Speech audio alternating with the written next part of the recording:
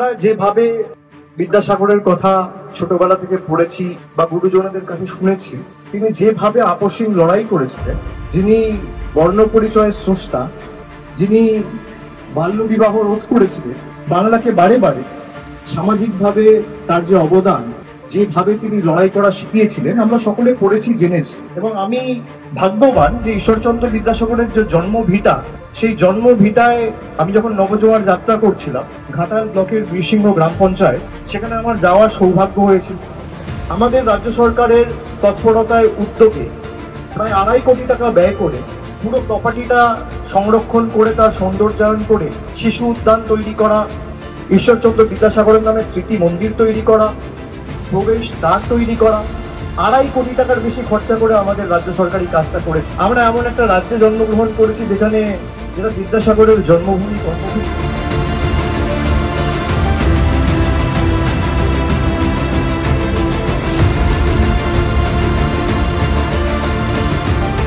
ঈশ্বরচন্দ্র বিদ্যাসাগরের লড়াই আমাদের, তার আপসীন সংগ্রাম এবং মানুষের জন্য বা সমাজের জন্য তার যে বলিষ্ঠ ভূমিকা বা অবদান, এটা পদে পদে আমাদের অনুপ্রাণিত করে এবং আগামী দিনেও করবে।